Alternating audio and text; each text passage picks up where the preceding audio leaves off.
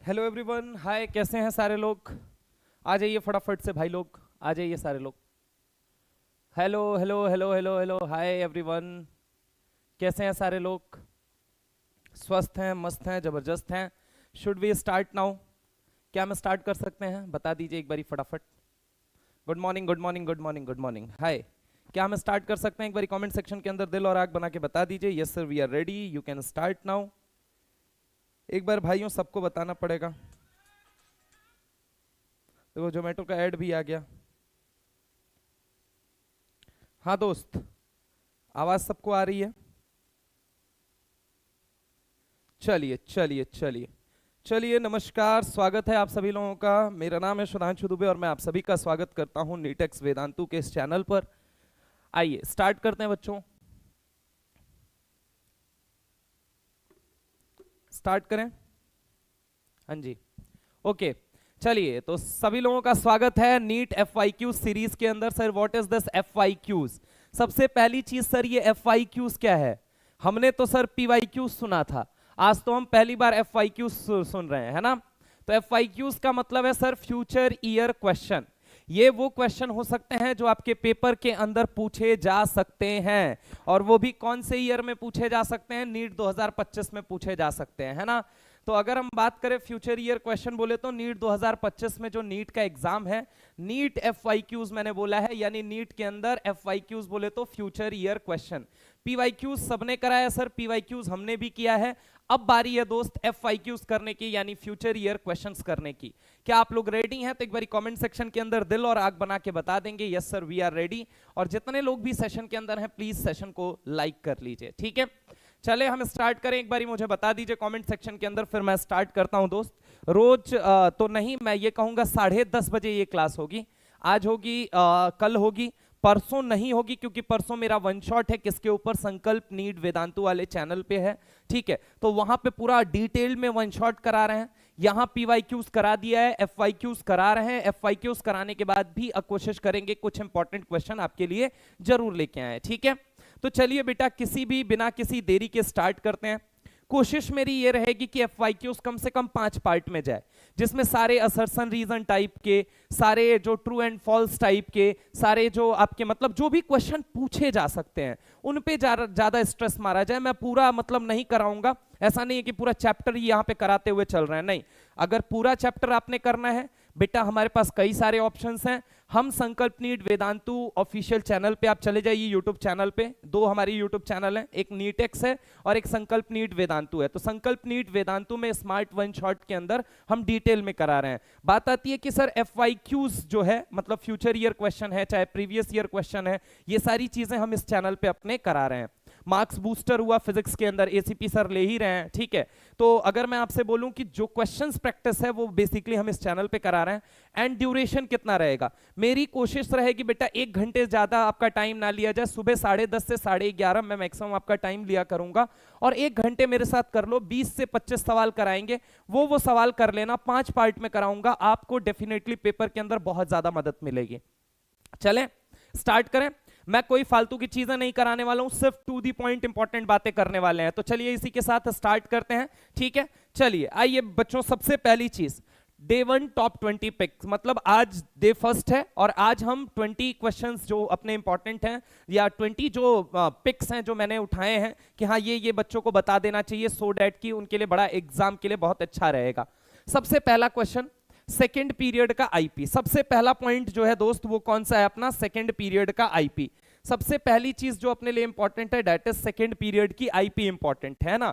तो second period की IP में जरा गौर से मेरी बात को सुनना बेटा। सेकेंड पीरियड की IP में अगर मैं आपसे बात करता हूं तो यहां पे ध्यान से देखना, सॉल्यूशन यहां पे मैं लिख रहा हूं, ठीक है? सेकेंड पीरियड की IP, सेकेंड पीरियड की IP में जब बात करते हो तो सेकेंड पीरियड में कौन कौन आता है?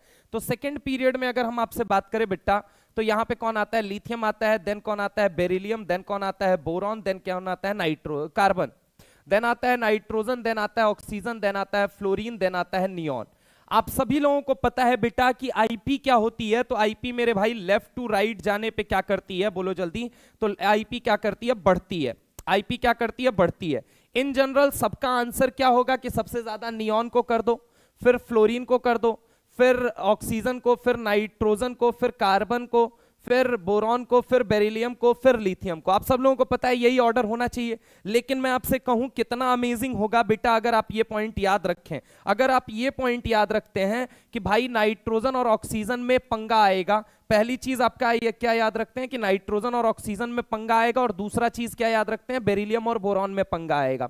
पंगा क्या क्या आएगा दोस्त वो भी सुन लीजिए। पंगा ये आएगा कि लेफ्ट टू राइट जाने पे आईपी क्या करनी चाहिए थी, बढ़नी चाहिए थी, लेकिन यहां पे थोड़ा सा चेंज देखने को मिलेगा। और चेंज क्या देखने को मिलेगा, चेंज मैं आपको लिख दूं, चेंज देखने को मिलेगा कि नाइट्रोजन की आईपी1, अच्छा मैं ये आईपी1 की बात कर रहा हूं, नाइट्रोजन की आईपी1 ऑक्सीजन पे डोमिनेट करती है, बेरिलियम और बोरॉन में बेरिलियम की आईपी1 बोरॉन पे डोमिनेट करती है। बेरिलियम की आईपी1 डोमिनेट करती है किसके ऊपर, बोरॉन के ऊपर। ये बात सबको पता होनी चाहिए सबसे पहली चीज। तो अब देखो सवाल कैसे बना सकता है, हो सकता है वो इनको अलग तोड़ ले, इनको अलग तोड़ ले। लेट सपोज अगर इन चारों को देके बोलता है आईपी1 कंपेयर करो, तो देखो पहला आंसर, देखो पहला क्वेश्चन बनाता है और क्वेश्चन बनाने के बाद पहला इनके बीच में आईपी कंपेयर करवाता है। तो आईपी1 का ऑर्डर क्या हो जाएगा ये बताना है आपको। तो आईपी1 का ऑर्डर हो जाएगा सबसे ज्यादा नियॉन के लिए, सबसे ज्यादा नियॉन के लिए, देन किसके लिए होगा, फ्लोरीन के लिए, देन किसके लिए होगा, आपको लगेगा ऑक्सीजन के लिए होगा, बट बच्चा आंसर क्या होगा, आंसर होगा नाइट्रोजन, आंसर क्या होगा नाइट्रोजन, देन क्या होगा ऑक्सीजन। क्या ये बात सबको क्लियर है, क्या ये बात सबको क्लियर है, ये मुझे बता दीजिए। सबसे पहले neon, then fluorine, then nitrogen, then oxygen, पहला तो यहां से। दूसरा अगर मैं बात करूं आईपी1 अगर यहां से कंपेयर करके बनाता है तो क्या बना सकता है, तो देखो सबसे ज्यादा किसके लिए होगा, कार्बन, देन किसके लिए होगा, आपको लगेगा बोरॉन के लिए, लेकिन आंसर क्या जाएगा, बेरिलियम, देन कौन जाएगा, बोरॉन, देन कौन जाएगा, लिथियम। तो हो सकता है या तो वो ये चार पार्ट में आंसर पूछें, या तो इन चार पार्ट में आंसर पूछें, हो ये भी सकता है कि वो इधर से दो उठा लें, इधर से दो उठा लें। अब इधर से दो उठाने का मतलब क्या हुआ, मान लो अगर वो आईपी1 कंपेयर करवाना ही चाहते हैं, उन्होंने हमको क्या क्या दे दिया, उन्होंने हमको दे दिया बोरॉन, तो बोरॉन से ज्यादा किसका है, कार्बन, कार्बन से ज्यादा किसका होगा, तो कार्बन से ज्यादा नाइट्रोजन का भी है, और कार्बन से ज्यादा ऑक्सीजन का भी है, तो कार्बन से ज्यादा किसका आएगा, ऑक्सीजन। लगेगा आपको कि नाइट्रोजन पहले आना चाहिए, नाइट्रोजन बाद में, सॉरी नाइट्रोजन पहले आना चाहिए, ऑक्सीजन बाद में, लेकिन बेटा क्या होगा आंसर, ऑक्सीजन पहले आता है, नाइट्रोजन क्या आता है, बाद में आता है। ये सब पंगा क्यों आया, तो यहां पे रीजन आप लिखेंगे, यहां पे अगर आप रीजन देखेंगे तो देखिए रीजन की अगर मैं बात करूं तो ये क्या है, P3, और ये कौन सा कन्फ्यूग्रेशन है, P4। तो यहां पे हाफ फिल्ड कन्फ्यूग्रेशन की वजह से ऐसा देखने को मिला, किसकी वजह से, हाफ फिल्ड नेचर, नाइट्रोजन के पास हाफ फिल्ड नेचर होने की वजह से। बेरिलियम में आ जाओ, बेरिलियम और बोरॉन की बात करते हैं, तो बेरिलियम होता है 2s2 और ये होता है 2p1। तो यहां पे सबशेल्स अलग अलग हैं, न्यूक्लियस के ज्यादा करीब सबशेल कौन सा होता है, S, और थोड़ा दूर कौन सा होता है, P। मुझे इलेक्ट्रॉन यहां से निकालना है, मुझे इलेक्ट्रॉन यहां से निकालना है, तो आप मुझे बताइए शेल सेम है, 2s2p, 2s2p, शेल सेम है, सबशेल अलग है, तो सबशेल में ज्यादा अट्रैक्शन यहां पे लग रहा है, इसलिए इसके इलेक्ट्रॉन को निकालने के लिए, इसके इलेक्ट्रॉन को निकालने के लिए ज्यादा अमाउंट ऑफ एनर्जी देनी पड़ती है। रीजन बन जाएगा पेनिट्रेशन इफेक्ट, क्या बन जाएगा, पेनिट्रेशन इफेक्ट, ठीक है, पेनिट्रेशन इफेक्ट, रीजन सबशेल्स के बीच में पेनिट्रेशन इफेक्ट, ठीक है। आईपी बोले तो आयनाइजेशन पोटेंशियल, आयनाइजेशन पोटेंशियल, ठीक है, आयोनाइजेशन पोटेंशियल। तो अगर हम बात करें lithium, beryllium, boron, carbon, nitrogen, oxygen, fluorine और नियॉन, ठीक है, ये होता है सबसे पहली चीज। तो सेकंड पीरियड की आईपी में आपको ये बातें ध्यान देनी पड़ेंगी, ठीक है। अब आ जाओ IP2। अब ये बात लिखी तो हुई है डी ब्लॉक में, लेकिन आईपी का जब सवाल बनता है तो आयनाइजेशन पोटेंशियल का सवाल वो पीरियोडिक टेबल के अंदर आपके सामने फेंक सकता है।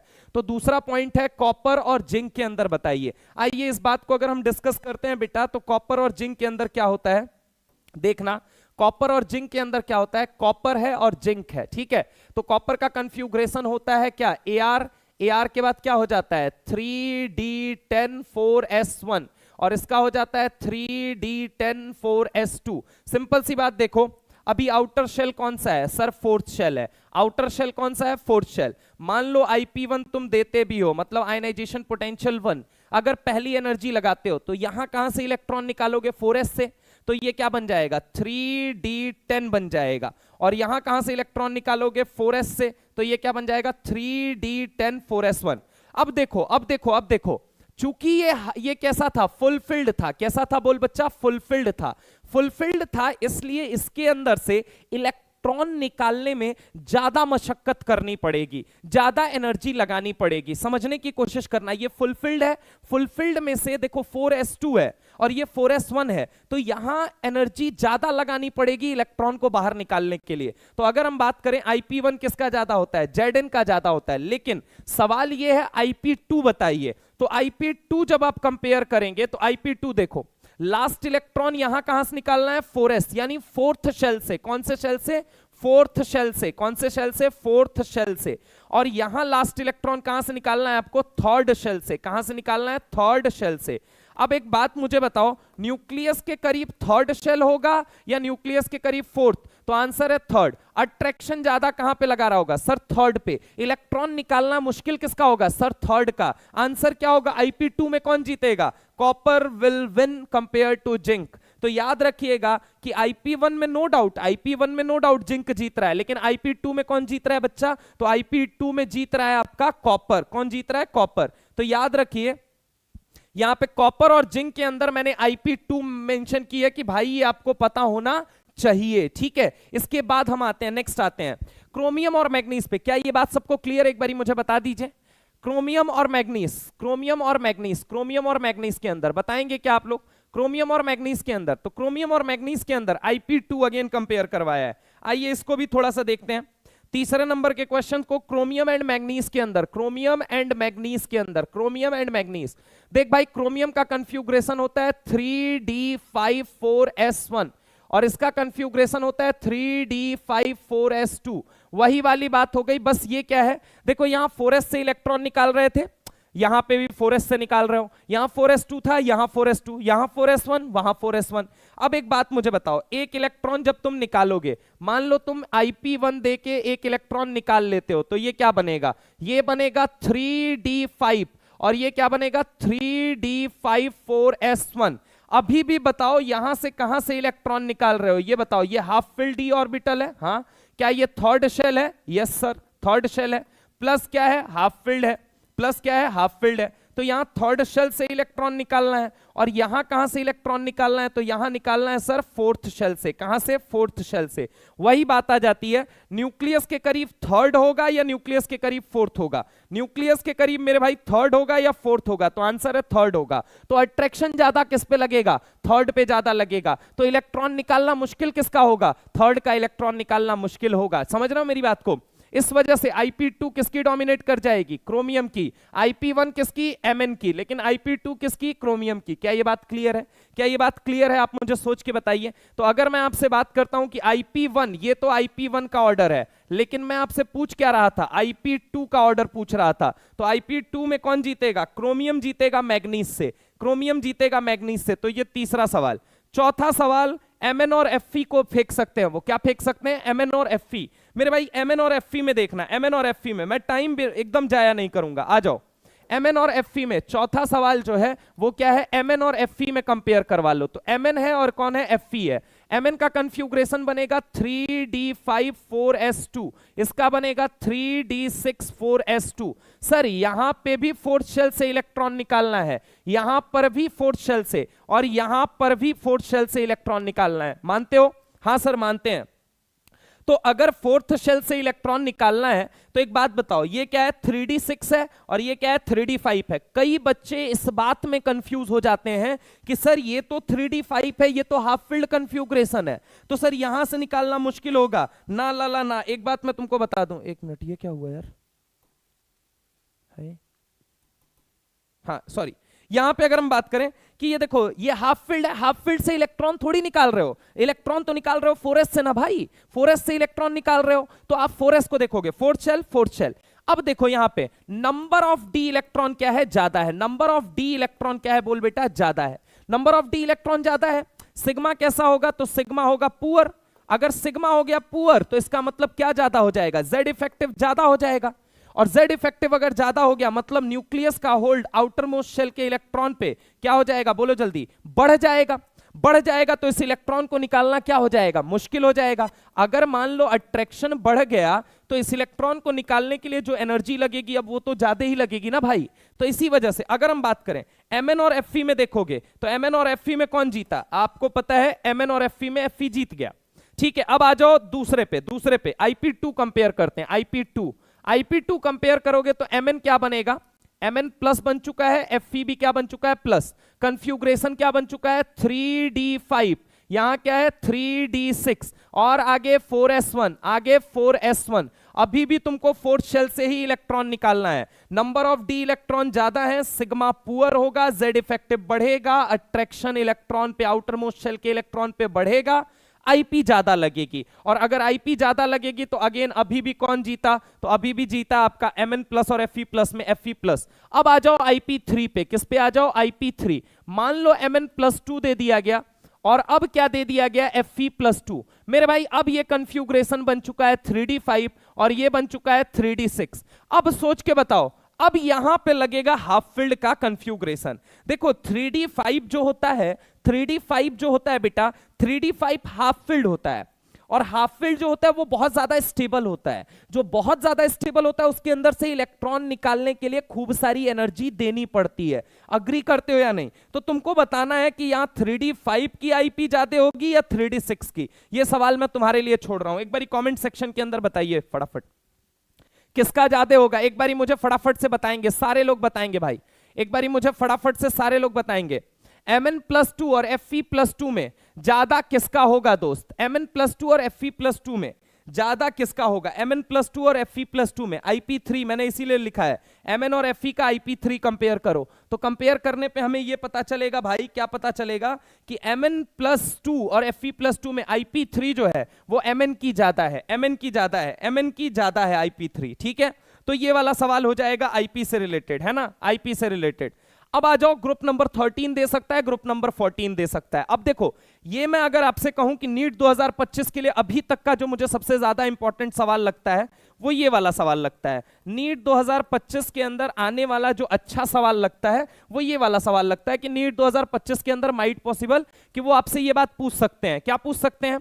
कि ग्रुप 13 और ग्रुप 14 का कंपेयर कर दीजिए। क्या कंपेयर कर दीजिए? आईपी कंपेयर कर दीजिए। क्यों सर 15, 16, 17, 18 इनका नहीं याद रखना है? नहीं याद रखना है बेटा, नहीं याद रखना है। मैं तुम्हें बता रहा हूं, जितनी बात बोल रहा हूं उतनी बात मान लोगे तो भी फायदे में रहोगे। ठीक है, तो 13 में क्या होता है?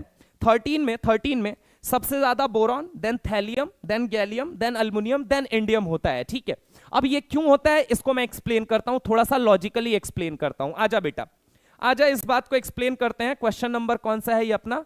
तो क्वेश्चन नंबर 4 के बाद ये कौन सा है? ये क्वेश्चन नंबर 5 मान लेते हैं। कौन सा? 5 है ना, ये 5th मान लेते हैं, 5th मान लेते हैं। तो इसको 5th वाले को एक्सप्लेन करते हैं, 5th वाले को। तो ये देखिएगा, 5th वाले को मैं एक्सप्लेन करने जा रहा हूं। बेटा देखो होगा क्या कि 5th वाले में अगर मैं आपसे बात करूं तो सबसे पहले कौन है? Boron, then aluminium, then gallium, then indium, then thallium. Sir हमने सुना था IP is inversely proportional to size होता है। हाँ बेटा तुमने सही सुना है, IP is inversely proportional to size होता है, लेकिन ये ग्रुप नंबर 13 में नहीं लग पाता है। ये भी आप लोगों ने सुना है। क्यों?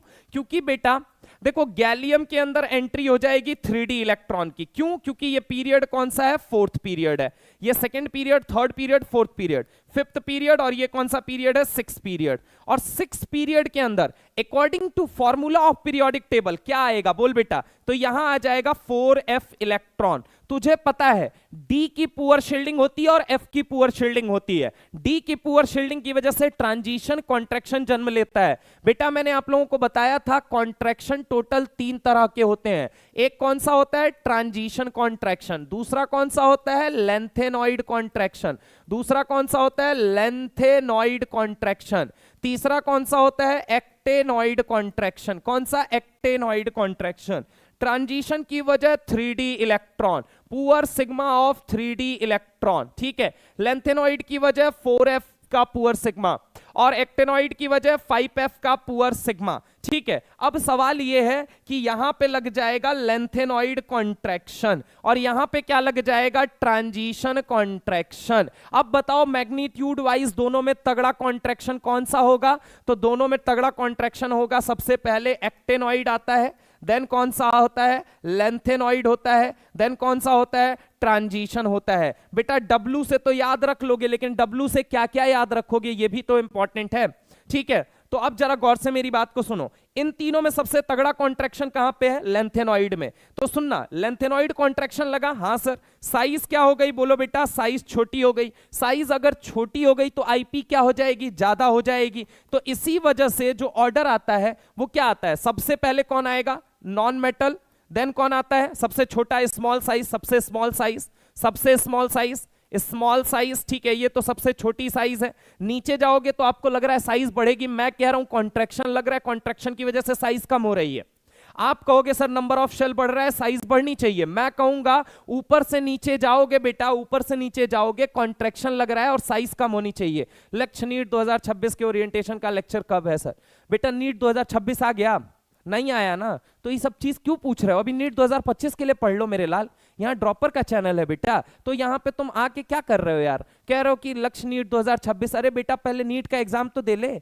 कि लक्ष्य का ही फोकस बना के बैठा हुआ है कि नहीं, हाँ, लक्ष्य को पाना है, हर हाल में पाना है, 2026 में नहीं मिला तो 2027 में, इधर पढ़ ले बेटा। अभी मुझे इंफॉर्मेशन थोड़ी है इस बात की, ठीक है। यहाँ पे देखो जरा गौर से, सब्जेक्ट पढ़ लेते हैं अपन। यहां पे देखो बोरॉन सबसे स्मॉल हो गया, देन कौन हो जाएगा इन दोनों कॉन्ट्रैक्शन में तगड़ा? लेंथेनॉइड। देन कौन आ गया? थैलियम। थैलियम के बाद कौन आ गया? गैलियम। गैलियम कौन आ गया? गैलियम। तो बोरॉन, थैलियम, गैलियम, ये तो समझ में आए। बोरॉन, थैलियम, गैलियम, ये देखो मैंने लिख भी रखा है, boron, thallium, gallium, boron, thallium, gallium, ये ऑर्डर इतना समझ में आया। अब सुनना, अल्युमिनियम और इंडियम में कैसे डिसाइड करें? तो बड़ा सिंपल सा है यार, तुमको कोई डब्ल्यू वब्ल्यू नहीं याद रखना। इधर सुनो ना, एक बात बताओ, अल्युमिनियम कौन से पीरियड का है? सर अल्युमिनियम तो अपना थर्ड पीरियड का है। कौन से पीरियड का? थर्ड। अच्छा, इंडियम कौन से पीरियड का है? सर फिफ्थ पीरियड का है। अच्छा एक बात तो, थर्ड छोटा या फिफ्थ छोटा? तो आंसर क्या है सर? थर्ड छोटा। तो छोटी जिसकी साइज होगी आईपी उसकी ज्यादा होगी, छोटी जिसकी साइज होगी आईपी उसकी ज्यादा होगी। तो थर्ड में कौन आ जाएगा? ये देखो, ये देखो, ये अल्युमिनियम आ गया। देन कौन आ गया? इंडियम। बस मेरी एक बात याद रखना, magnitude wise actinoid contraction is greater compare to lanthanoid and lanthanoid is greater compare to transition. सवाल अगर ये बना ले कि एक्टिनॉइड कॉन्ट्रैक्शन की वजह बताओ, कहना poor sigma of 5f electron. अगर वो तुमसे बोले लेंथेनॉइड की वजह बता दो, कहना poor sigma of 4f electron. अगर तुमसे बोले ट्रांजिशन की वजह बताओ, कहना poor sigma of 3d electron. क्या ये बच्चे बात क्लियर है आपको? तो वही चीज देखो, पहले लेंथेनॉइड कॉन्ट्रैक्शन वही डोमिनेट कर रहा है किस पे? अपने ट्रांजिशन कॉन्ट्रैक्शन पर, ठीक है। तो ये ऑर्डर आ गया। तो ये बात आपको ध्यान रखनी है ग्रुप नंबर 13 में। अब ग्रुप नंबर 14 में सुन बेटा, ग्रुप नंबर 14 में अगर मैं तुमसे बात करता हूं तो सबसे पहले काला सिरका जर्मनी का श्रीनगर की पाव भाजी। काला सिरका जर्मनी का श्रीनगर की पाव भाजी, ये देखो काला सिरका जर्मनी का श्रीनगर की पाव भाजी। वही बात है कि यहां पे देखो, यहां पे कुछ लोग सोचेंगे कि सर जर्मेनियम के अंदर तो 3d इलेक्ट्रॉन है, लेकिन मेरे लाल घोंचू तुमको पता होना चाहिए क्या कि 3d इलेक्ट्रॉन होना जरूरी नहीं है, मेटल के अंदर होना जरूरी है। ये क्या है? ये क्या है? ये क्या है? मेटेलॉइड है, मेटल नहीं है। कॉन्ट्रैक्शन हमेशा मेटल में लगता है, तो इसका मतलब सर यहां ट्रांजिशन कॉन्ट्रैक्शन नहीं लगेगा। तो जवाब है बेटा ट्रांजिशन कॉन्ट्रैक्शन नहीं लगेगा यहां पे, ठीक है। ओनली क्या देखने को मिलेगा? Only lanthanoid. ओनली क्या देखने को मिलेगा? Lanthanoid contraction. Only lanthanoid contraction, जिसका एक्सटेंट क्या होता है? वो भी कम होता है, वो भी कम होता है। तो समझने की कोशिश करना। अगर मुझसे ऑर्डर पूछा जाए कि ऑर्डर बताओ, तो मैं कहूंगा कार्बन, देन सिलिकॉन, देन क्या हो गया? जर्मेनियम। अब देखो इन दोनों के अंदर कॉन्ट्रैक्शन लगा। आईपी वैसे इन जनरल क्या होती है? अगर कोई कॉन्ट्रैक्शन नहीं लग रहा है तो IP is inversely proportional to size. Second period, third period, fourth period, जैसे जैसे नीचे जाओगे नंबर ऑफ शेल बढ़ेगा, साइज बढ़ेगी, साइज बढ़ेगी तो आईपी घटेगी। अब बात यह आती है कार्बन, सिलिकॉन, जर्मेनियम में तो कंपेयर कर लिया, सर इन दोनों में क्या होगा? तुम खुद सोच के बताओ, इन दोनों में क्या लगेगा? लेंथेनॉइड पहले आएगा, पीबी पहले आएगा या एसएन पहले आएगा? आपको यह बताना है कमेंट सेक्शन के अंदर। पीबी पहले आएगा या एसएन पहले आएगा? तो आंसर क्या होगा? सर जी यहां पे चूंकि कौन सा कॉन्ट्रैक्शन लग रहा है? लेंथेनॉइड, इसलिए पीबी पहले आएगा, एसएन बाद में आएगा। पीबी पहले आएगा और एसएन बाद में आएगा। पीबी पहले आएगा और एसएन बाद में आएगा। तो ये बात हो गई किसके लिए? ये बात हो गई ग्रुप नंबर 14 के लिए। ये किसके लिए बात हो गई? Group number 14। तो अगर मैं आपसे बोलूं कि आईपी में जो और आपको ध्यान देके जानना है, डेट इज ग्रुप नंबर 13 का, और इसमें भी पीवाईक्यूज में जो सबसे ज्यादा, सॉरी पीवाईक्यूज कह रहा हूं, जो 2025 का पीवाईक्यू बन सकता है वो कौन बन सकता है? वो ये वाला 13 वाला। 14 वाला थोड़ा कम चांस है, लेकिन 14 वाला बन सकता है, ठीक है। अब आगे आते हैं, अगला पॉइंट, छठवां पॉइंट क्या पूछा जा सकता है आपसे, 6 पॉइंट क्या पूछा जा सकता है दोस्त, तो 6 पॉइंट पूछा जा सकता है बोरॉन और अल्युमिनियम की डेंसिटी। अब देखना जरा गौर से, बोरॉन और अल्युमिनियम की डेंसिटी, तो आपको पता होना चाहिए कि बोरॉन से अल्युमिनियम जब आओगे, बोरॉन से जब अल्युमिनियम आओगे तो देखो क्या होता है, वॉल्यूम भी बढ़ता है, मास भी बढ़ता है, लेकिन लेकिन लेकिन अगर मैं कहूं कितना अमेजिंग होगा कि मास ज्यादा बढ़ता है, मास क्या होता है, ज्यादा बढ़ता है, और वॉल्यूम कम बढ़ता है, ठीक है। Density is equal to what, density is equal to mass upon volume, ये एनसीईआरटी में गिवन है बेटा, ये एनसीईआरटी की इंपॉर्टेंट बातें हैं, जरा गौर से मेरी बात को सुनिएगा। Density is equal to mass upon volume, volume भी बढ़ता है, मास भी बढ़ता है, मास ज्यादा बढ़ता है तो डेंसिटी क्या करेगी, बढ़ेगी या घटेगी, तो आंसर इज डेंसिटी बढ़ेगी, डेंसिटी बढ़ेगी। क्या ये बात क्लियर है, ये एनसीईआरटी में दिया गया है। और एनसीईआरटी ने एक और बात लिखी है कि बोरॉन जो होता है ये टिपिकल नॉन मेटल होता है, अकॉर्डिंग टू एनसीईआरटी जो बोरॉन होता है ये क्या होता है बेटा, तो ये टिपिकल नॉन मेटल होता है, क्या होता है, टिपिकल नॉन मेटल होता है, ठीक है। अगला सवाल सुनो, अगला सवाल, इनकी कंडक्टिविटी के बारे में सवाल पूछा जा सकता है, किसके बारे में, कंडक्टिविटी के बारे में, ग्रुप नंबर 13 पी ब्लॉक से। हालांकि आप लोगों ने पी ब्लॉक में कंडक्टिविटी के बारे में पढ़ा होगा, नहीं पढ़ा है तो ये याद रखिए, मैक्सिमम 5 लेक्चर लूंगा। इधर सुनो, अगर हम बात करें कि अगर आपने नहीं पढ़ा है तो आप ये जान लीजिए, क्या जान लीजिए कि एक तरफ आपको क्या दिया गया, कंडक्टिविटी क्या होता है, कंडक्टिविटी होता है कि मूवमेंट ऑफ आयन कितना हो रहा है, और मूवमेंट ऑफ आयन किस पे डिपेंड करेगा, मेटेलिक नेचर पे। ये नॉन मेटल है, इलेक्ट्रॉन देना पसंद नहीं है, ये कैसा है, मेटल है, और मेटल को इलेक्ट्रॉन देना पसंद है, तो ऑब्वियस है कि मेटल और नॉन मेटल में कंपेयर करना हो तो कौन कंडक्टर होगा, मेटल कंडक्टर होगा सर, मेटल कंडक्टर होगा, समझ रहा हूं मेरी बात को। लेकिन एनसीईआरटी के अंदर एक और बात लिखी गई है, क्या लिखा गया है, प्रिसाइजली ढंग से सुनिएगा, आप में से कई लोगों ने नहीं सुना होगा, आप भले ही 2 ड्रॉप 3 ड्रॉप 4 ड्रॉप ले चुके हो लेकिन अभी तक आपने पढ़ा नहीं होगा। क्या, एनसीईआरटी ने एक और बात लिखी है कि according to NCERT conductivity mass to mass basis पर वेरी करती है, मास टू मास बेसिस पर डिपेंड करती है। इसी वजह से मैं आपको बताना चाहता हूं कि अगर मान लीजिए उसने अल्युमिनियम, ये चलो ये नॉन मेटल था, ये मेटल था, हमने कहा कि मेटल की कंडक्टिविटी ज्यादा है, लेकिन अगले ने सवाल ये पूछ दिया होता जो एनसीईआरटी में गिवन है, पता नहीं आप लोगों ने पढ़ा है या नहीं पढ़ा है, मैं बता देता हूं कि conductivity of aluminium is 2 times conductivity of copper. अपने घरों के अंदर आपने सुना होगा कि कॉपर जो होता है, कॉपर वायर्स वगैरह अपन यूज करते हैं ना, तो आपने सुना है क्योंकि वो कैसे होती है, वो कंडक्टिविटी शो करती है। लेकिन अगर मैं बोलूं कि अगर आपसे ये बोल दे कि 2 मेटल देके, एक अल्युमिनियम एक कॉपर देके कंडक्टिविटी कंपेयर करवा ले, तो always remember according to NCERT क्या बोला गया है, according to NCERT conductivity of aluminium is somehow 2 times compare to conductivity of copper. समझ रहा हूं मेरी बात को, मतलब अल्युमिनियम की कंडक्टिविटी अगर हम कहें तो लगभग 2 गुना होती है किसके, कॉपर की कंडक्टिविटी के कंपैरिजन में। तो ये वाली बात याद रखिएगा, conductivity of aluminium is 2 times conductivity of copper. ये मैं नहीं बोल रहा हूं, ये एनसीईआरटी बोल रही है, ये बात आपको पता होनी चाहिए, ये बात आपको पता होनी चाहिए। अब आ जाओ ग्रुप नंबर 17 के इलेक्ट्रॉन अफिनिटी पे, किस पे, ग्रुप नंबर 17 के इलेक्ट्रॉन अफिनिटी पे, ग्रुप नंबर 17 के इलेक्ट्रॉन अफिनिटी पे। आइए इस बात को समझते हैं, ये 7वें नंबर का जो पॉइंट है इसको समझते हैं, 7वें नंबर का जो पॉइंट है इसको समझते हैं। आइए 7वें नंबर का पॉइंट जो है वो क्या है, टोटल 20 पॉइंट लेके आए हूं भाई। 7वें नंबर का पॉइंट, 7वें नंबर का पॉइंट ये है कि इलेक्ट्रॉन अफिनिटी। देखो इलेक्ट्रॉन अफिनिटी जब तुम ध्यान दोगे तो तुम्हें at the same time delta HEG भी ध्यान देना पड़ेगा। इलेक्ट्रॉन अफिनिटी अगर पॉजिटिव होता है तो डेल्टा HEG नेगेटिव होती है, इलेक्ट्रॉन अफिनिटी अगर नेगेटिव होता है तो डेल्टा HEG पॉजिटिव होता है। मैं फिर से यहां पे लिख दे रहा हूं, इलेक्ट्रॉन अफिनिटी अगर पॉजिटिव होता है तो डेल्टा HEG नेगेटिव होता है, इलेक्ट्रॉन अफिनिटी अगर नेगेटिव होता है तो डेल्टा HEG पॉजिटिव होता है। अब इस बात के लिए मैं तुमको दोनों बातों के लिए एक एक आंसर देना चाहता हूं। क्या, पहली चीज सुनो मेरे भाई, ग्रुप नंबर 17 की अगर हम बात करते हैं तो ग्रुप नंबर 17 में क्या होता है, एक होता है फ्लोरीन, एक होता है क्लोरीन, एक होता है ब्रोमीन, एक होता है आयोडीन। ये होता है 2p5, ये होता है 3p5, ये होता है 4p5, ये होता है 5p5, ठीक है, 5p5, ठीक है।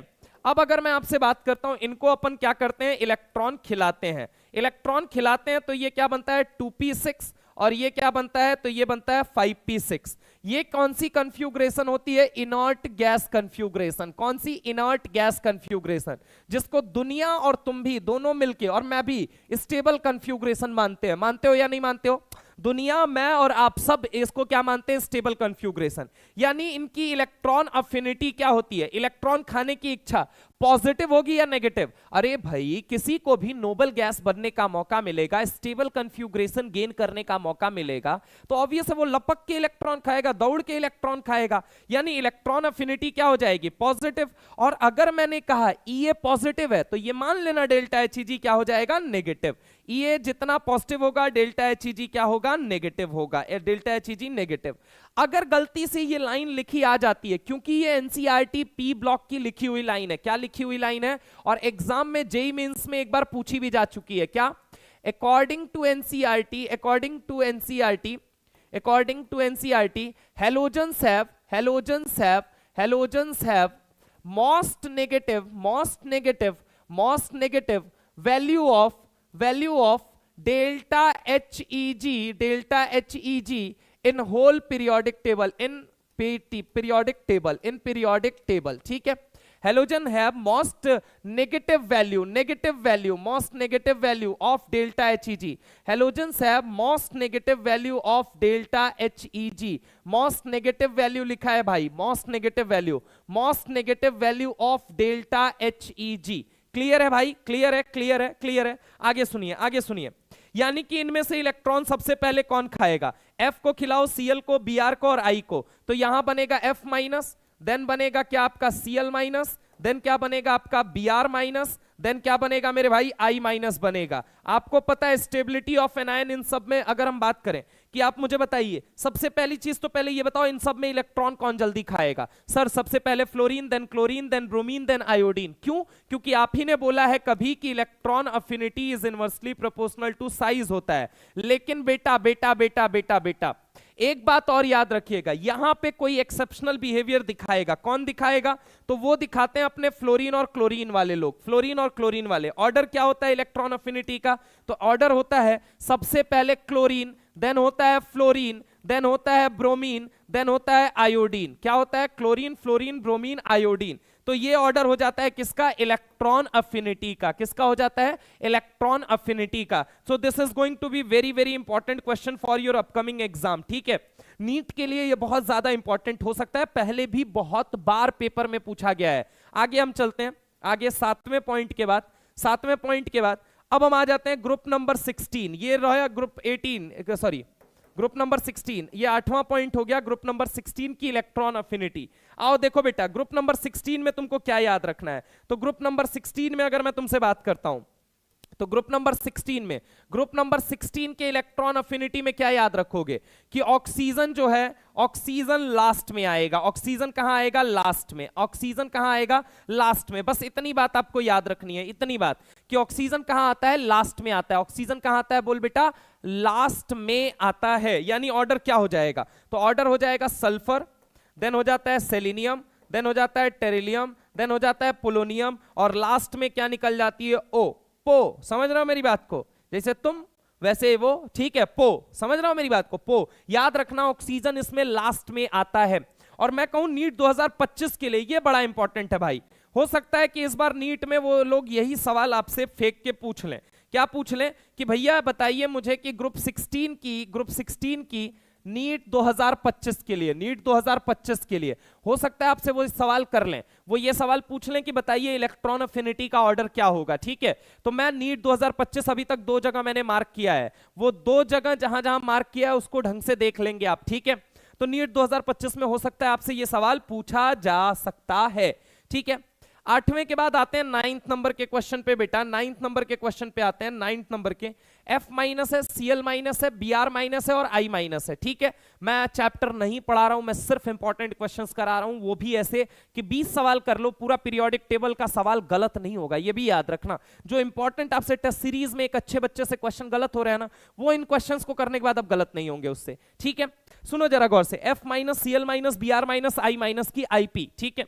अब जरा गौर से मेरी बात को सुनना, यहां पे अगर मैं बात करूं आपसे, 9th नंबर का पॉइंट है, 9th नंबर का पॉइंट, ये हमेशा याद रखना, उसने क्या दिया, F minus, Cl minus, Br minus और क्या दिया मेरे भाई, I माइनस दिया, और इसका क्या बोला, कंपेयर कर दो, IP कंपेयर कर दो। क्या कंपेयर कर दो, IP, ठीक है।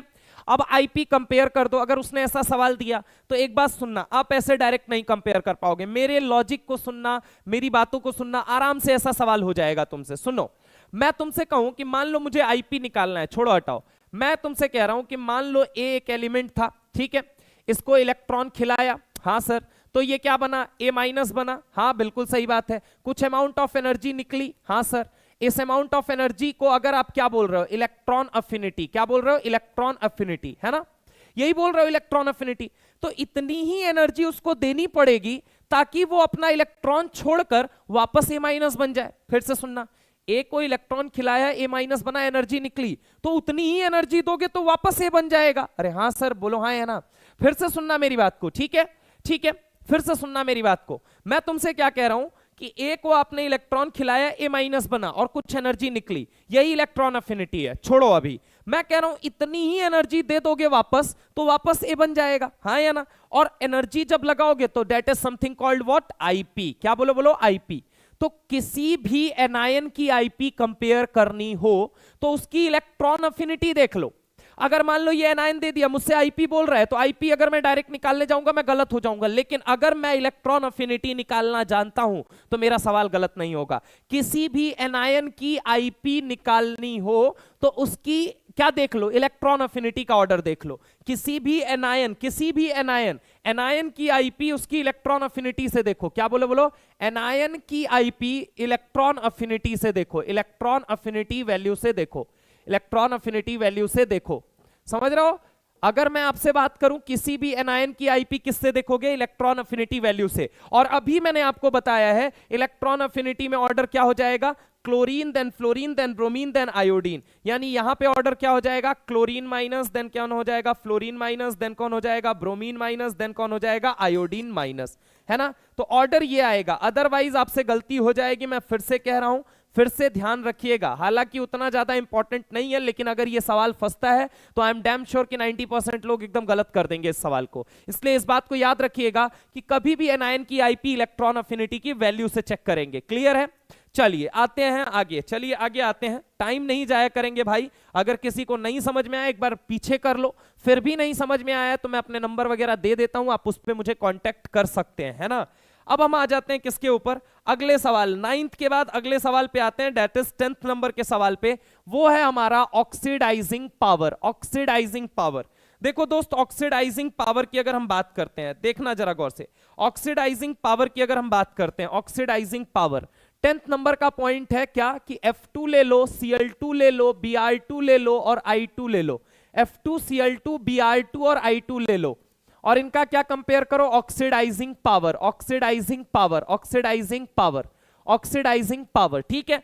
अब ऑक्सीडाइजिंग पावर हो चाहे रिड्यूसिंग पावर हो, ये तीन एनर्जी पे डिपेंड करता है। कितनी एनर्जी पे, 3 एनर्जी पे। देखो, ऑक्सीडाइजिंग पावर मतलब इलेक्ट्रॉन खाने की पावर, इलेक्ट्रॉन खाने की ताकत, इलेक्ट्रॉन खाने की ताकत, इलेक्ट्रॉन खाने की ताकत, इलेक्ट्रॉन खाने की ताकत। समझ रहे हो मेरी बात को। अगर मैं बात करूं ऑक्सीडाइजिंग पावर का मतलब होता है इलेक्ट्रॉन खाने की ताकत। अब इलेक्ट्रॉन कौन जल्दी खाएगा, तो अगर आप रेस में किसको छोड़ते हो, F2 को छोड़ दो, Cl2 को छोड़ दो, F2 को छोड़ दो मेरे भाई, Cl2 को छोड़ दो, Br2 को छोड़ दो और I2 को छोड़ दो। बोलो इलेक्ट्रॉन खाना है तो सबसे पहले इलेक्ट्रॉन खा के ये क्या बनेगा, F माइनस, ये क्या बनेगा Cl माइनस, ये क्या बनेगा Br माइनस, ये क्या बनेगा I माइनस, ये क्या बनेगा I माइनस। यानी कि कितनी एनर्जी पे टोटल डिपेंड करती है ऑक्सीडाइजिंग पावर। पहली होती है बॉन्ड डिसोसिएशन एनर्जी, क्या होती है, बॉन्ड डिसोसिएशन एनर्जी। दूसरी कौन सी होती है, तो दूसरी होती है अपनी डेल्टा Heg मतलब इलेक्ट्रॉन गेन एंथैल्पी। और तीसरी कौन सी होती है, हाइड्रेशन एनर्जी। मैं तुमसे चूंकि ऑक्सीडाइजिंग की बात कर रहा हूं इसलिए पहले ही डिस्कस कर दूं, हाइड्रेशन एनर्जी हमेशा डोमिनेटिंग एनर्जी होती है, हमेशा डोमिनेटिंग एनर्जी। हाइड्रेशन एनर्जी हमेशा क्या होती है, डोमिनेटिंग एनर्जी होती है, ठीक है। अभी बॉन्ड डिसोसिएशन एनर्जी की अगर मैं बात बताऊं तो आप लोगों को पता है कि बॉन्ड डिसोसिएशन एनर्जी बोले तो बॉन्ड को तोड़ने के लिए लगने वाली एनर्जी, उसका ऑर्डर होता है Cl2, देन कौन सा होता है Br2, देन कौन सा होता है F2, देन कौन सा होता है I2। लीस्ट इंपॉर्टेंट है लेकिन ये आपको पता होना चाहिए। तो बॉन्ड डिसोसिएशन के अकॉर्डिंग Cl जीत जाता है। अब आ जाओ डेल्टा Heg का ऑर्डर देखोगे तो डेल्टा Heg का ऑर्डर में कौन जीतेगा, तो डेल्टा HEG के ऑर्डर में Cl, देन कौन आता है F, देन कौन आता है Br, देन कौन आता है I। अगेन कौन जीत गया मेरे भाई, अगेन फिर भी कौन जीत गया, तो ये जीत गया आपका Cl जीत गया। यानी कि ऑक्सीडाइजिंग पावर ज्यादा किसकी निकल के आनी चाहिए थी, Cl2 की। लेकिन जब हाइड्रेशन की बात करोगे तो hydration energy is directly proportional to क्या होता है, hydration energy is directly proportional to charge, inversely proportional to क्या होता है, साइज। हाँ या ना, साइज क्या होनी चाहिए, छोटी होनी चाहिए हमेशा। हाइड्रेशन एनर्जी अगर आपको देखना है, हाइड्रेशन एनर्जी देखना है, एक मिनट सॉरी, हाइड्रेशन एनर्जी देखना है, एक मिनट, हाइड्रेशन एनर्जी जब भी देखना है तो आप क्या देखोगे, आप पहली चीज देखोगे मेरे भाई स्मॉल साइज, क्या देखोगे, स्मॉल साइज। और दूसरी चीज क्या देखोगे, तो दूसरी चीज देखोगे हाई चार्ज, क्या देखोगे, हाई चार्ज। ठीक है, अब देखो चार्ज अगर देखोगे तो यहां F minus Cl minus Br minus I minus, यानी सब पे कितना है, -1, सब पे चार्ज -1 है, चार्ज सब पे बराबर है, चार्ज सब पे बराबर है। समझ रहे हो मेरी बात को। अब बात आती है स्मॉल साइज, सबसे छोटी साइज किसकी है, तो सबसे छोटी साइज इसकी है, स्मॉल सबसे ये है। तो बताओ हाइड्रेशन ज्यादा किसका होगा, तो हाइड्रेशन ज्यादा होगा F माइनस का, देन किसका होगा, Cl माइनस का, देन किसका होगा, Br माइनस का, देन किसका होगा, I माइनस का।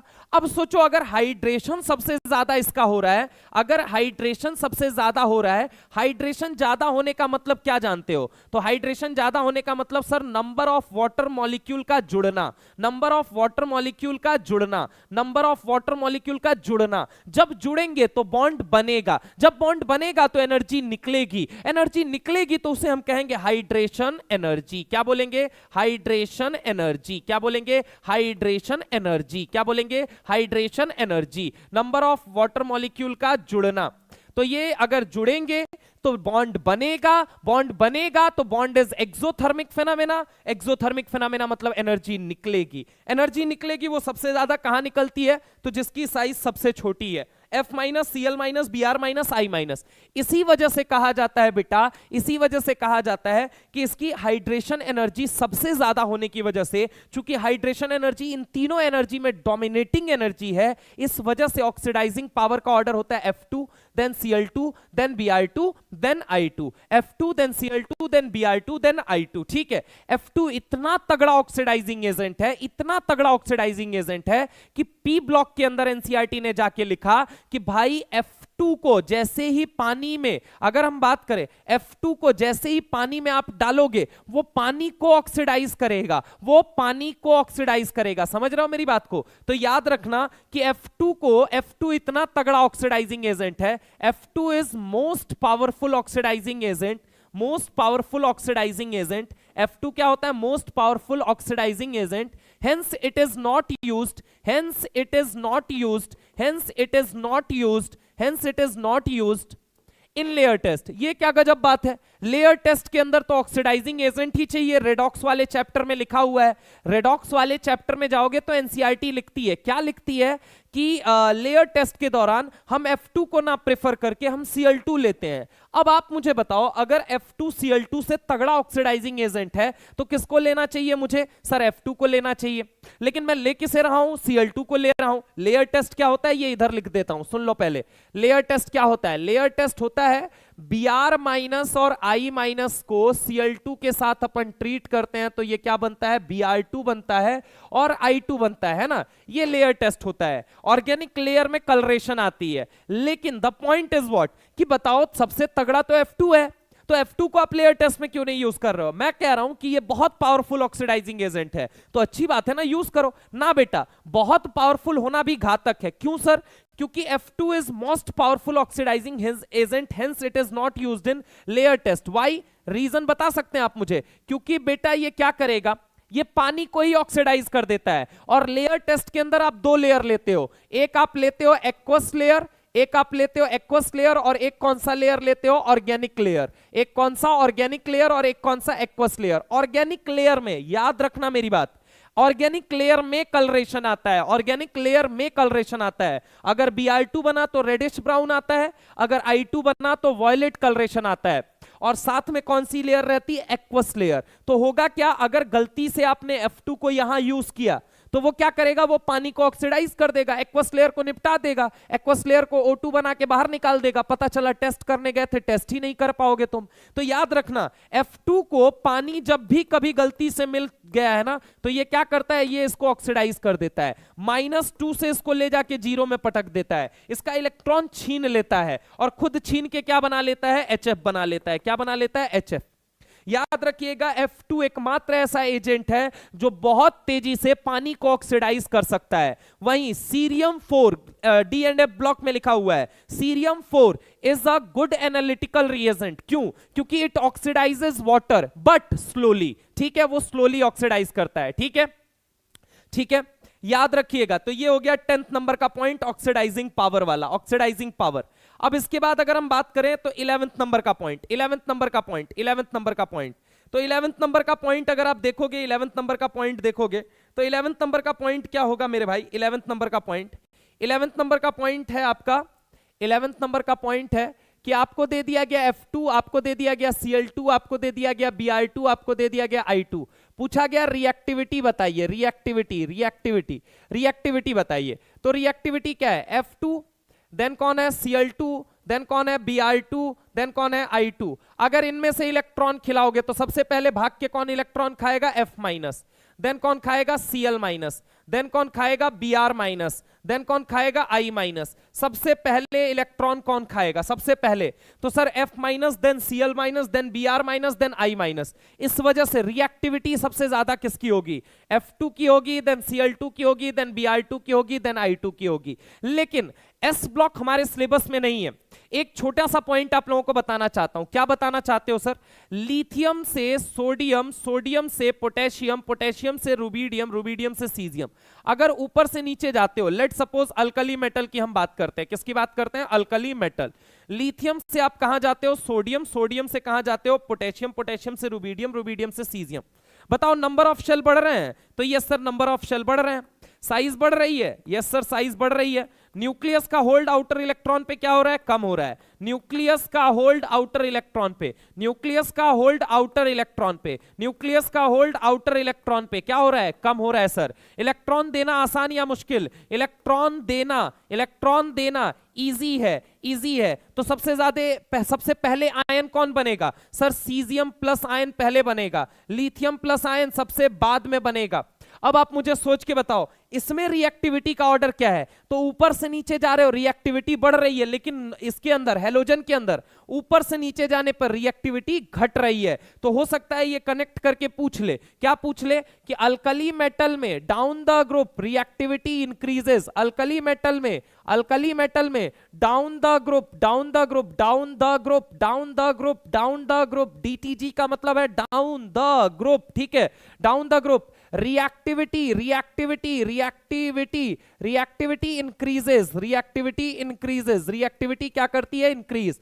लेकिन अगर मैं आपसे बात करता हूं, अगर मैं आपसे बात करता हूं बच्चा, अगर मैं आपसे बात करता हूं हैलोजेंस में, हैलोजेंस में रिएक्टिविटी, हैलोजेंस में down the group, down the group, down the group reactivity, reactivity, reactivity, reactivity decreases, reactivity decreases, reactivity decreases. क्या ये बात क्लियर है, क्या ये बात क्लियर है, क्या ये बात क्लियर है। तो ये था 11th नंबर का पॉइंट, ये था अपना 11th नंबर का पॉइंट, ये था 11th नंबर का पॉइंट। ठीक है, अब आ जाओ 12th नंबर के पॉइंट पे, 12th नंबर के पॉइंट पे F-, Cl-, Br-, I- में रिड्यूसिंग पावर कंपेयर करवानी है। क्या करवाना है, रिड्यूसिंग पावर।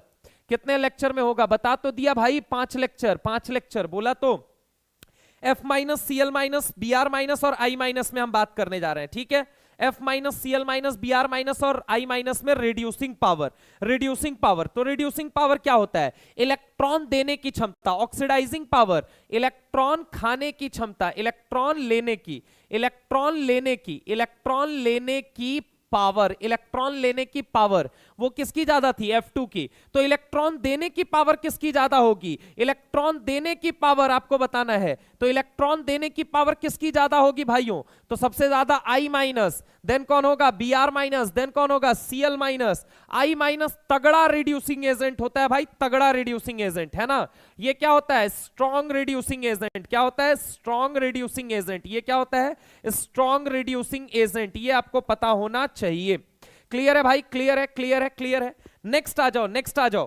कह रहा है हाइड्रेशन एनर्जी कंपेयर करो। हाइड्रेशन एनर्जी 13th नंबर का point, F minus Cl minus Br minus में हाइड्रेशन एनर्जी। मैंने बोला हाइड्रेशन एनर्जी के लिए आपको क्या क्या कंपेयर करना है। आ जाओ हाइड्रेशन एनर्जी के लिए देख लेते हैं। हाइड्रेशन एनर्जी ये लो 13th नंबर का क्वेश्चन है, 13th नंबर का क्वेश्चन है कि F माइनस ले लो, Cl माइनस ले लो, Br माइनस ले लो, I माइनस ले लो, है ना। और क्या कंपेयर करो, हाइड्रेशन एनर्जी। हाइड्रेशन एनर्जी के लिए क्या चाहिए, स्मॉल साइज, स्मॉल साइज। और दूसरी चीज क्या चाहिए, हाई चार्ज। क्या चाहिए, high charge. Small size, high charge. Small सबसे छोटू कौन है, ये है स्मॉल। सबसे बड़ा कौन है, तो ये है सबसे बिग। अब मैं तुमसे पूछ रहा हूं, क्या पूछ रहा हूं कि बताओ मेरे भाई, चार्ज, चार्ज -1 -1 -1 -1। चार्ज तो देखना नहीं है, केवल क्या देखना है, साइज। साइज सबसे छोटी जिसकी होगी हाइड्रेशन उसका ज्यादा होगा। आंसर क्या हो जाएगा, आंसर हो जाएगा F माइनस, देन कौन हो जाएगा, Cl माइनस, देन कौन हो जाएगा, Br माइनस, देन कौन सा हो जाएगा बच्चा, बोल जल्दी, I माइनस। क्लियर है, क्लियर है, क्लियर है भाई, क्लियर है, क्लियर है, क्लियर है। आगे चलते हैं, आगे चलते हैं, आगे चलते हैं, आगे चलते हैं, आगे चलते हैं, जरा गौर से देखना। आगे चलते हैं, अगला सवाल, अगला सवाल, अगला सवाल, अगला सवाल। देखो ये रहा, ये 13 के बाद ये 14th नंबर का क्वेश्चन है। 14th नंबर का क्वेश्चन क्या बोल रहा है, lithium plus sodium plus beryllium 2 plus में हाइड्रेशन एनर्जी कंपेयर कीजिए। आइए आइए आइए आइए आइए, यहां पे देखते हैं, यहां पे 13 के बाद 14, 13 के बाद 14, 14 में देखो भाई, लिथियम प्लस दे दिया, क्या दे दिया आपको, लिथियम प्लस, लिथियम प्लस, फिर आपको दे दिया है बेरिलियम प्लस 2, और फिर आपको दे दिया है सोडियम प्लस। मेरे भाई लिथियम कौन से पीरियड का है, सेकेंड पीरियड का, चार्ज कितना है, +1। सोडियम कौन से पीरियड का है, थर्ड पीरियड का, चार्ज कितना है, +1। चार्ज है बरोबर, साइज किसकी छोटी, तो साइज इसकी छोटी। यहां पे देखोगे तो यहां पे क्या देखने को मिलेगा, चार्ज ही ज्यादा देखने को मिलेगा। आपको क्या कंपेयर करना है, हाइड्रेशन एनर्जी कंपेयर करना है। आपको क्या कंपेयर करना है, हाइड्रेशन एनर्जी। तो हाइड्रेशन एनर्जी में साइज छोटी होनी चाहिए, चार्ज ज्यादा। तो पहले तो चलो इस चार्ज ज्यादा वाले को किनारे कर लेते हैं, B+2 पहले आ गया। लिथियम प्लस सोडियम प्लस, ये है सेकंड पीरियड, वो है थर्ड पीरियड, ये है +1, वो है +1। तो अब आप मुझे बताइए, चार्ज बराबर साइज किसकी छोटी, सर लिथियम की। तो लिथियम प्लस का हाइड्रेशन सोडियम प्लस से ज्यादा होगा, तो ये हो गया हाइड्रेशन एनर्जी का ऑर्डर। ये हो गया मेरे भाई हाइड्रेशन एनर्जी का ऑर्डर। क्या ये बात क्लियर है, एक बार मुझे बता दीजिए कॉमेंट सेक्शन के अंदर, क्या यहां तक की बात सबको क्लियर है भाई। क्या मजा आ रहा है क्वेश्चन करके, ठीक है। तुम्हारी एनर्जी पे डिपेंड करेगा कि अगला इसका लेक्चर आएगा या नहीं आएगा, वरना तो लेक्चर मैं साफ भी कर दूंगा, याद रख लेना। क्या ये बात सबको क्लियर है, चले चले चले चले चले चले आगे चले भाइयों, आगे चले फटाफट आगे चले। तो ये देखो, ये बात हो गई, ये बात हो गई, ये बात हो गई। इसके बाद 14 के बाद हम आ जाते हैं 15वें नंबर पे। किस पे आ जाते हैं, सवाल नंबर 15। सवाल नंबर 15 है, कह रहा YF-2F2 is not possible by any common, ऐसे मत बोलो कॉमन मेथड, तो क्या बोले, common chemical method, common chemical method, common chemical method. अब ये सवाल क्या कह रहा है, ये बात समझो, ये बात समझो। ये जो ये रेडॉक्स चैप्टर में ये बात लिखी भी हुई है, ठीक है। आओ मैं तुम्हें समझा देता हूं, है ना। 15th में कह रहा है कि F- से इलेक्ट्रॉन छीनकर, F- से इलेक्ट्रॉन छीनकर, देखो क्या होता है, F- है, अब F- है तो F- के पास कितने इलेक्ट्रॉन है, 2। मान लो दूसरा F- मैंने ले लिया, इसके पास भी कितने इलेक्ट्रॉन, 2। अब जब तक इनसे एक इलेक्ट्रॉन छीनोगे नहीं, तब तक ये F फ्री रेडिकल बनेगा नहीं। जब तक एक इलेक्ट्रॉन छीनोगे नहीं, तब तक ये F फ्री रेडिकल बनेगा नहीं। फ्री रेडिकल क्या होते हैं, फ्री रेडिकल होते हैं रिएक्टिव इंटरमीडिएट। क्या होते हैं मेरे भाई, रिएक्टिव इंटरमीडिएट। क्या होते हैं, रिएक्टिव इंटरमीडिएट। क्या होते हैं, रिएक्टिव इंटरमीडिएट। बहुत ही ज्यादा रिएक्टिव इंटरमीडिएट होते हैं, आपस में कंबाइन करते हैं और क्या बना लेते हैं, F2। अब ये कह रहा है, ये कह रहा है कि F- से इलेक्ट्रॉन छीनकर F2 नहीं बनाया जा सकता। किसके जरिए, कोई कॉमन केमिकल मेथड के जरिए, कोई कॉमन केमिकल मेथड के जरिए F- से F2 नहीं बनाया जा सकता। हाँ बिल्कुल सही बात है। क्यों नहीं बनाया जा सकता, क्योंकि इसकी ईएन इतनी ज्यादा है कि किसी की औकात ही नहीं है कि कोई इससे इलेक्ट्रॉन छीन पाए। इसीलिए F- से F2 कॉमन केमिकल मेथड के जरिए नहीं बनाया जा सकता। F-2F2 कॉमन केमिकल मेथड के जरिए, कॉमन केमिकल मेथड के जरिए, कॉमन केमिकल मेथड के जरिए, कॉमन केमिकल मेथड के जरिए नहीं बनाया जा सकता, नहीं बनाया जा सकता, नहीं बनाया जा सकता, नहीं बनाया जा सकता। तो फिर कैसे बनाएं? तो फिर कैसे बनाएं? क्या कोई तरीका नहीं है केमिस्ट्री में? है एक तरीका, except electrolysis, except electrolysis, except electrolysis.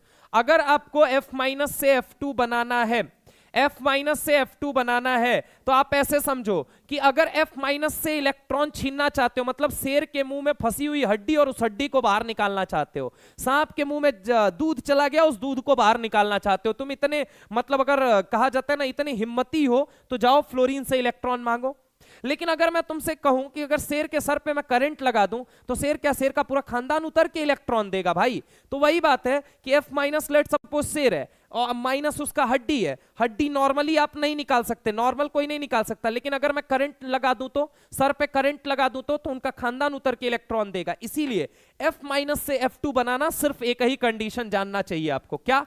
Electrolysis, जिसमें आप cathode and anode and current warrant सब कुछ रहेगा। यहां से ये पॉसिबल होगा, यहां से ये पॉसिबल होगा, यहां से ये क्या होगा? पॉसिबल। तो एक्सेप्ट इलेक्ट्रोलाइसिस, F- से इलेक्ट्रॉन लेकर आप F2 नहीं बना सकते हैं, ठीक है? हाँ बेटा देव, मैंने देख लिया है आपका पॉइंट, ठीक है, मैं करा दूंगा CFT और आइसोमेरिज्म के क्वेश्चन, ठीक है? क्लियर है भाई? F- से F2 बनाना है, एक्सेप्ट इलेक्ट्रोलाइसिस आप नहीं बना सकते। आपके पास कोई कॉमन केमिकल मेथड पूरी एनसीईआरटी में नहीं दिया गया है जहां आप F- से इलेक्ट्रॉन छीनकर F2 जनरेट कर पाए। तो याद रखिएगा, ये 15 नंबर का पॉइंट था, बस 5 पॉइंट और, उसके बाद से ये पीरियोडिक टेबल वाला चैप्टर का जो इंपॉर्टेंट क्वेश्चन रहेगा वो खत्म हो जाएगा। अगला सवाल है, size order of alkali metal ion. कह रहा है size order of alkali metal ion. Question number ये देखो 16 size order of alkali metal ion, question number 6 order of alkali metal ion, ठीक है? तो ये देखो 16 पॉइंट है, कौन है? लिथियम है, देन कौन है? सोडियम, देन कौन है? पोटेशियम, देन कौन है? रुबिडियम, देन कौन है? रुबिडियम, देन कौन है? सीजियम। तो ये क्या है? Alkali metal. ये क्या है? Alkali metal, alkali metal. और मैंने क्या बोला है? Alkali metal ion. आयन का मतलब एक इलेक्ट्रॉन देंगे, अगर एक इलेक्ट्रॉन देंगे तो caesium plus, rubidium plus, potassium plus, sodium plus, lithium plus, है ना?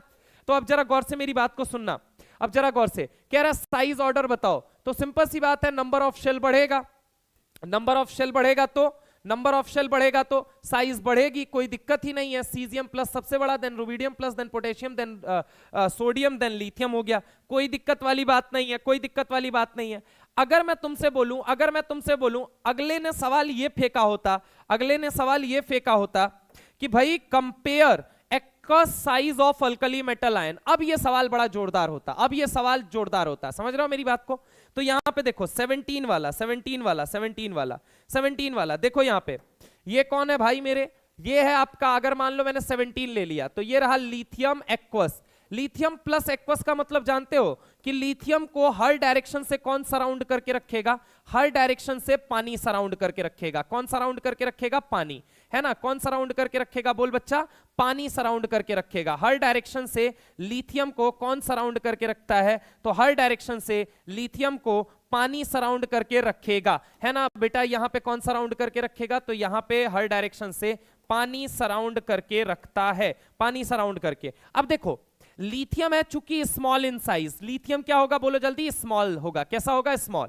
और सीजियम प्लस क्या होगा? सीजियम प्लस एक्वस जो होगा ये होगा लार्ज। ये इसकी साइज है बड़ी और इसकी साइज है स्मॉल। आपको पता है कि जब पानी के अंदर देखोगे तो हाइड्रेशन एनर्जी डोमिनेटिंग एनर्जी है, हाइड्रेशन एनर्जी डोमिनेटिंग, और hydration energy is directly proportional to charge, inversely proportional to size. Hydration energy is directly proportional to charge, inversely proportional to size. Hydration energy is directly proportional to what? Is directly proportional to charge, inversely proportional to क्या हो जाएगा? बोल बेटा। size. अब बता इसके according maximum hydration किसका देखने को मिलेगा? मैक्सिमम हाइड्रेशन किसका देखने को मिलेगा? बोलो बेटा। मैक्सिमम हाइड्रेशन किसका देखने को मिलेगा? तो मैक्सिमम हाइड्रेशन आपको किसका देखने को मिलेगा? लिथियम प्लस, देन उसके बाद सोडियम प्लस एक्वस, देन उसके बाद अगर हम बात करें, देन उसके बाद लिथियम प्लस के बाद सोडियम प्लस एक्वस, देन उसके बाद अगर हम बात करें पोटेशियम प्लस एक्वस, देन उसके बाद अगर हम बात करें तो rubidium plus aqueous, rubidium plus aqueous, rubidium plus aqueous, then उसके बाद अगर हम बात करें तो caesium plus aqueous, caesium plus aqueous, caesium plus aqueous. Clear है? क्लियर है भाई? क्लियर है? क्लियर है? है ना, क्लियर है? ठीक है ठीक है ठीक है, देख लिया भाई, बोल तो दिया, करा देंगे, है ना। आ जाओ इधर, आ जाओ इधर, आ जाओ इधर, आ जाओ अगले सवाल में, अगले सवाल में आ जाते हैं भाई। ये रहा क्वेश्चन नंबर 17 के बाद क्वेश्चन नंबर 18, ये रहा मेरे भाई क्वेश्चन नंबर 18, ये रहा 18। बोल रहा है एसिडिक इन तीनों में कौन है, इन तीनों में एसिडिक कौन है? तो बेटा मैं तुमको बता दूं, पहले तो एम्फोटेरिक के लिए याद रखो कि अगर एस ब्लॉक में कोई पूछता है तो एस ब्लॉक में याद रखना कि बेरिलियम का ऑक्साइड हो, बेरिलियम का ऑक्साइड, बेरिलियम का ऑक्साइड दे दिया, या फिर इसका हाइड्रो ऑक्साइड दे दिया, इसका हाइड्रो ऑक्साइड दे दिया, ऑक्साइड या हाइड्रो ऑक्साइड बेरिलियम का दे दिया, ठीक है, एस ब्लॉक के अंदर। डी ब्लॉक के अंदर क्या दे दिया? डी ब्लॉक के अंदर दे दिया Zn+2, Zn+2 या Cr+3 का क्या दे दिया? ऑक्साइड या हाइड्रो ऑक्साइड, क्या दे दिया? ऑक्साइड या हाइड्रो ऑक्साइड, ऑक्साइड या हाइड्रो ऑक्साइड, ऑक्साइड या हाइड्रो ऑक्साइड। ऐसे ही अगर मैं तुमसे बात करता हूं पी ब्लॉक, किसके अंदर? पी ब्लॉक, पी ब्लॉक के अंदर, पी ब्लॉक के अंदर अल्युमिनियम दे दिया, क्या दे दिया? अल्युमिनियम, Sb दे दिया, यहां पे Sn दे दिया, उसके अलावा Pb दे दिया, समझ रहे हो? Pb, और कौन सा? और हमको दे दिया गैलियम, कौन दे दिया? गैलियम। मार्क माय वर्ड, उसने जर्मेनियम कहीं नहीं मैंने लिखा है ना, इनमें से कुछ भी दे दिया। तो इनके ऑक्साइड हुए या इनके हाइड्रो ऑक्साइड हुए, इनके ऑक्साइड हुए या इनके हाइड्रो ऑक्साइड हुए, वो कैसे होते हैं? एम्फोटेरिक होते हैं। कैसे होते हैं? एम्फोटेरिक। कैसे होते हैं? एम्फोटेरिक। फॉर एग्जाम्पल ये जिंक का हाइड्रोक्साइड है, मैंने कहा जिंक का ऑक्साइड दिखे या जिंक का हाइड्रोक्साइड, इसको तो तुरंत कह दोगे एम्फोटेरिक, एम्फोटेरिक। कुछ मूर्ख क्या करते हैं, कुछ मूर्ख करते क्या है कि यहां पे भी Zn+2 देखते हैं और कहते हैं एम्फोटेरिक होगा। नालायक, मैंने क्या बोला है? मैंने कहा है Zn+2 या Cr+3 के ऑक्साइड या हाइड्रोक्साइड एम्फोटेरिक होते हैं। I am not saying that इनके क्लोराइड्स एम्फोटेरिक होते हैं। कुछ लोग रट लेते हैं कि इनके जो भी +2 में होंगे वो सब एम्फोटेरिक होंगे। ना बच्चा ना, याद रखना Zn+2 और Cr+3 के ऑक्साइड या हाइड्रोक्साइड सिर्फ एम्फोटेरिक होते हैं। अगर आप देखोगे Zn+2 यहां पे लिखा हुआ है, आप कह दोगे एम्फोटेरिक, गलत हो जाएगा। अभी दिखाता हूं कैसे। ये पहले सुनो, ये क्या है? कैल्शियम है, कैल्शियम का ऑक्साइड है, कैल्शियम का ऑक्साइड है। अब एक बात, मेरी बात सुनना, जनरली बेटा, जनरली मेटल के ऑक्साइड या मेटल के हाइड्रोक्साइड का जो नेचर होता है, दोनों नेचर सेम होता है। मेटल का ऑक्साइड अगर बेसिक है तो हाइड्रोक्साइड भी बेसिक होगा। फॉर एग्जाम्पल अगर मैं तुम्हें बताऊं, फॉर एग्जाम्पल ये लाइन सुनना, मेटल का ऑक्साइड अगर बेसिक है तो मेटल का हाइड्रोक्साइड भी बेसिक होगा। मेटल का अगर ऑक्साइड बेसिक है तो मेटल का हाइड्रोक्साइड भी बेसिक होगा। बनेगा कैसे हाइड्रोक्साइड? ऑक्साइड को पानी में डालो, हाइड्रोक्साइड बन जाता है। ऑक्साइड को पानी में डालो, हाइड्रोक्साइड। फॉर एग्जांपल जैसे कि मैं तुमसे कहूं Na2O, Na2O बोले तो मेटल का ऑक्साइड बेसिक होता है। पानी में डालोगे मेरे भाई, पानी में डालोगे तो क्या बना लेगा? बना लेगा हाइड्रोक्साइड। तो ये भी कैसा होगा? बेसिक। मेटल का ऑक्साइड, मेटल का हाइड्रोक्साइड दोनों कैसा होता है? बेसिक होता है। ठीक है, मेटल का ऑक्साइड, मेटल का हाइड्रोक्साइड दोनों बेसिक होता है ना। अगर हम बात करें, जैसे हमने ले लिया Cl2O, अब इसको पानी में डालें तो क्या बनेगा? तो यहां बनेगा ClOH। ये कैसा होता है? तो ये नॉन मेटल का ऑक्साइड है। तो ये कैसा होता है? ये एसिडिक होता है। तो वो भी पानी में जाने के बाद कैसा होगा? एसिडिक ही होगा। कैसा होगा? एसिडिक। अगर हम बात करें, ये अगर बेसिक है, मेटल का ऑक्साइड अगर बेसिक होता है तो हाइड्रोक्साइड भी उसका कैसा होगा? बेसिक होगा। तो जो मेटल के ऑक्साइड का नेचर होता है वही मेटल के हाइड्रोक्साइड का भी नेचर होता है। ठीक है, अब सुनना, जैसे ZnO हो या ZnOH हो, दोनों एम्फोटेरिक हैं। ठीक है, अब CaO है तो CaO दे या COH का होल ट्वाइस दे, दोनों क्या है आपके? दोनों के दोनों बेसिक हो जाएंगे। ये एम्फोटेरिक होता है और ये होता है बेसिक। और ये कैसा होता है? ये होता है मेरे भाई एसिडिक। ये कैसा होता है? एसिडिक। पहली चीज समझो ये बना कैसे, समझो ये बना कैसे। अगर मैं तुमसे बात करता हूं, सुनना जरा गौर से, ZnCl2 के बारे में बात करते हैं, सुनना जरा गौर से। 17 नंबर क्वेश्चन में लेता हूं और 17 नंबर क्वेश्चन में ZnCl2 की अगर हम बात करते हैं तो एक बात मुझे बताओ, ZnCl2 को अगर लेट सपोज अगर अपन पानी में डालें, H2O के अंदर डालें, H2O के अंदर, समझने की कोशिश करना। यहां पे अगर मैं तुमसे बात करता हूं, या फिर ऐसे ही अलग करते हैं इनको, H2O के अंदर डालें तो ये क्या बनाएगा? ZnOH का होल ट्वाइस बनाएगा और साथ में क्या बनाएगा? HCl बनाएगा या नहीं बनाएगा? अब सुनना जरा गौर से मेरी बात को, अब जरा गौर से मेरी बात को सुनना। ये Zn+2 है, आपको इतना तो पता चल गया कि Zn+2 और HCl बनेंगे। हाँ सर, HCl कैसा होता है? तो HCl होता है स्ट्रॉन्ग एसिड। कैसा होता है? बोलो बेटा, strong acid, strong acid, strong acid.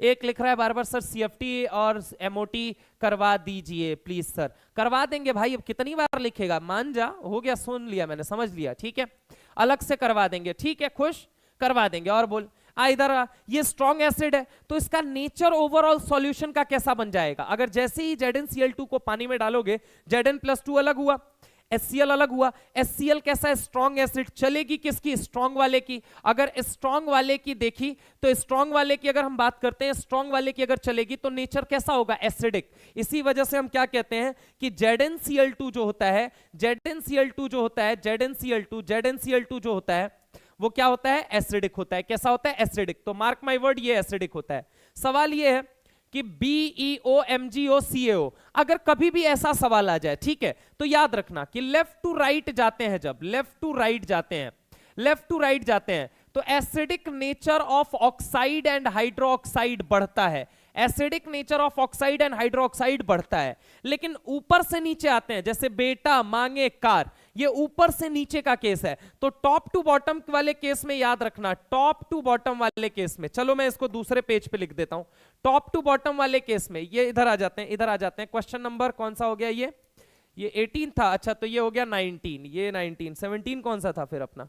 एक मिनट रुको, 17 देखने दो, 17, 18, 19, ओके ओके ओके। तो इसको भी 18 कर लेना यार, वरना पता चले गड़बड़ हो जाए। ये 18 नंबर क्वेश्चन था, ये था 18, ये था 18। अब देखो 19 की अगर हम बात करते हैं तो 19 में याद रखना, 19 में याद रखना, लेफ्ट टू राइट जाओगे तो acidic nature, acidic nature, acidic nature, acidic nature of oxide, acidic nature of oxide and hydroxide, and hydroxide, and hydroxide क्या करता है? एसिडिक नेचर बढ़ता है, एसिडिक नेचर बढ़ता है। और अगर टॉप से बॉटम आओगे, अगर टॉप से बॉटम आओगे बेटा, अगर ऊपर से नीचे आओगे तो basic nature, basic nature, basic nature, basic nature of, basic nature of oxide, oxide यानी O-2 एंड हाइड्रोक्साइड यानी कि OH-, ऑक्साइड एंड हाइड्रोक्साइड यानी OH-, ये क्या करता है? बढ़ता है। बेसिक नेचर क्या करता है? बढ़ता है। सवाल अपने को क्या दिया गया? सवाल अपने को दिया गया बेटा, सवाल अपने को दिया गया कि बेटा मांगे कार में बेसिक नेचर कंपेयर करो। तो ऊपर से नीचे जाओगे तो बेसिक नेचर क्या करेगा? बढ़ेगा। क्या करेगा? बढ़ेगा। बहरहाल मैं इसको यहीं पे लिख देता हूं, है ना, ऐसे। एक मिनट रुको, अच्छा अगले पेज पे आ जाते हैं, एकदम लास्ट पेज ले लेते हैं। चलो, मैंने तुमसे बोला, क्या बोला भाई, कि बेरिलियम ऑक्साइड में, मैग्नीशियम ऑक्साइड में, कैल्शियम ऑक्साइड में बेसिक नेचर कैल्शियम ऑक्साइड का सबसे ज्यादा होगा, देन किसका होगा? मैग्नीशियम का। ये बेसिक नेचर की बात करते हैं, किसकी बात करते हैं? बेसिक नेचर, ठीक है। 20 में आ जाओ, 20 20 20। एक दिया गया CrO, एक दिया गया CrO3 और एक दिया गया Cr2O3, है ना। CrO3 Cr2O3 यही दिया गया है या कुछ और है? चेक कर लेते हैं एक बारी। CrO, then CrO3, then Cr2O3। सवाल क्या पूछा गया है? एसिडिक। क्या पूछा गया है? एसिडिक। एलिमेंट क्या है? सेम। एलिमेंट क्या है? सेम। एलिमेंट क्या है? सेम। अब एलिमेंट अगर सेम होता है तो क्या चेक करते हैं? एलिमेंट अगर सेम होता है तो क्या चेक करते हैं? सुनना, सुनना जरा गौर से। एक ऑक्सीजन की वजह से चार्ज -2, Cr कितने में आ गया? +2। एक ऑक्सीजन की वजह से -2, कितने ऑक्सीजन है? 3, चार्ज कितना आया? -6, Cr कितने में आ गया? +6। एक ऑक्सीजन की वजह से चार्ज -2, ऑक्सीजन कितने हैं? 3, चार्ज कितना आया? -6, इस पे कितना आ गया? +3। अब हमसे सवाल पूछा जा रहा है एसिडिक नेचर। याद रखना, एलिमेंट अगर सेम हो तो acidic nature, acidic nature is directly proportional to oxidation state, is directly proportional to oxidation state. तो यानी आंसर क्या हो जाएगा? CrO3, देन हो जाएगा Cr2O3, देन क्या हो जाएगा? CrO। ये एसिडिक स्ट्रेंथ का आपके ऑर्डर हो जाएगा। अगला सवाल देखते हैं, अगला सवाल क्या है? अगला मजबूरी नो आन जान दी पसूरी नो। देखो 21 हमको दिया H2SO4, HClO4, H3PO4, हमको ये दे दिया है ना। तो यहां पे जरा गौर से देखो, यहां पे अगर मैं तुमसे बात करता हूं तो ये देखो 21 की अगर हम बात करते हैं तो एक हमको दिया H2SO4, एक हमको क्या दिया? HClO4, और एक क्या दिया हमको? H3PO4। क्या दिया? H3PO4, ठीक है। तो एक ऑक्सीजन की वजह से चार्ज कितना होता है? तो -2। कितने ऑक्सीजन है? 4, चार्ज कितना आया? -8। -8 में से ये +3 निकाल दो, इस हाइड्रोजन की वजह से +3 निकाल दो, ठीक है। हाइड्रोजन कितने में है, तो हाइड्रोजन एक होता है +1 में, कितने हाइड्रोजन है 3, तो यहां पे इंटू कितना कर दोगे +3 आ जाएगा, +3 निकाल दो, बचा कितना +5, यहां पे +5 में है ये कितने में है +7 में है ये, और ये कितने में होगा +6 में होगा। लेकिन यहां एलिमेंट अलग अलग है, सल्फर है, क्लोरीन है, फास्फोरस है, तो ऑक्सीडेशन स्टेट मत देखना शुरू कर देना। अगर मैं तुमसे बात करूं सबसे पहले कौन आता है, phosphorus, then sulphur, then chlorine. आपने पढ़ा है जनरल नेचर क्या होता है, लेफ्ट टू राइट जाओगे एसिडिक स्ट्रेंथ बढ़ता पाओगे, ठीक है। तो सबसे तगड़ा एसिड कौन सा होगा, बोल बेटा, सबसे तगड़ा होगा HClO4, देन कौन सा होगा, देन होगा तुम्हारा H2SO4, देन क्या होगा तुम्हारा S3PO4, क्या होगा S3PO4, क्या अगर हम बात करें S3PO4। और इसी के साथ ये बेटा आज के 21 टॉपिक्स थे मेरे, ठीक है। ये 21 पॉइंट मैं डेफिनेटली कह सकता हूं हर बच्चे को हेल्प करेगा, समझ रहे हो मेरी बात को, ठीक है। अगर हम बात करें कि सबसे इंपॉर्टेंट चीज याद रखना कि भाई मेरे ये वो 21 सवाल ऐसे हैं जिसको करने के बाद आपको खुद को एक बड़ा अच्छा फैक्टर आएगा, एक बड़ा अच्छा फील फैक्टर आएगा कि हाँ सर हमसे ये सवाल गलत हो सकते थे। और मॉर्निंग में ज्यादा नहीं, 1 घंटे 10 मिनट, 1 घंटे 15 मिनट के अंदर अगर हम उन गलतियों पे काम कर लेना तो मैं तुमको बता रहा हूं कि 110% तुम्हारे जो अभी 32 दिन बचे हुए हैं एग्जाम के अंदर, आज 1 अप्रैल है, मैं मान के चलता हूं 30 दिन और, ठीक है। 30 दिन में अगर 6 से 7 दिन तुम सिर्फ और सिर्फ मेरे साथ तुमने अपनी गलतियों को डेडिकेट कर दिया, मैं बता रहा हूं इनऑर्गेनिक के अंदर मिनिमल गलतियां होंगी। जितने टॉपिक्स मैं आपको तैयार करके भेजूंगा उसके अंदर सबसे मिनिमल गलती होगी। तो आप मुझसे सुबह 1 घंटा बस मिलिए, 1 घंटा 10 मिनट अपना समय दीजिए, मैं आपको गारंटी देता हूं कि आपकी गलतियां मैं एकदम मिनिमाइज करा दूंगा। आपको गारंटी देता हूं कि आपके पेपर के अंदर आपकी गलती नहीं होने, मतलब गलती हो भी सकती है, अब तुम करने पे ही उतर जाओ तो मैं क्या कर सकता हूं, but I am betting this कि अगर जो बच्चा मेरे साथ कॉन्टिन्यूअस नीट एग्जाम तक लगा रहा उसकी गलती तो मैं नहीं होने दूंगा, ठीक है। बाकी सेशन कैसा लगा कमेंट सेक्शन के अंदर मुझे वीडियो खत्म होने के बाद जरूर बताइएगा। दैट इज ओनली कहा जाए मेरे पास एक सोर्स ऑफ एनर्जी वही है कि हाँ कैमरे के पीछे बहुत सारी निर्जीव तो नहीं, सजीव दिलों की धड़कनें हैं जो निर्जीव कैमरे के पीछे मुझे सुन पा रही है ना। तो बताइएगा जरूर कैसा लगा सेशन, और इस सेशन के लिए आप कितने मतलब ईगरली वेट कर रहे हैं ये आप कमेंट सेक्शन के अंदर मुझे बताएंगे। फिर भी चलते हैं, आज के हमारे जो 21 क्वेश्चन थे हो चुके हैं, and now this is time to say you thank you very much. सुबह का 1 घंटा डेडिकेट कीजिए, सुधांशु मास्टर आपके सब कुछ ऑलमोस्ट इनऑर्गेनिक में चीजें पक्की कर देंगे, ठीक है। एंड अगर किसी को दिक्कत होती है देन ही और she can WhatsApp me on this number, because अब फालतू का मत करना, रिप्लाई भी नहीं दूंगा, है ना, 9118641111, ठीक है, फॉर डाउट्स ओनली, है ना। या फिर टेलीग्राम चैनल का लिंक चाहिए हो जिसको, वो आप मुझे आप यहां मैसेज कर सकते हो फॉर टेलीग्राम 2, ठीक है। ये नोट्स वगैरह सारी चीजें अपलोड हो जाएंगे, notes will be uploaded on Telegram channel, notes will be available on Telegram channel, ठीक है। नीटेक्स के ऑफिशियल टेलीग्राम चैनल पर भी, जिसका लिंक शायद लगा देंगे नीचे ये लोग, ठीक है। अब मुझे कमेंट करके आप बताएंगे जरूर, और कहां कमेंट करके बताएंगे तो आप मुझे बताएंगे सर किसके अंदर, तो आप मुझे बताएंगे वीडियो खत्म होने के बाद। Bye bye, love you all, ठीक है।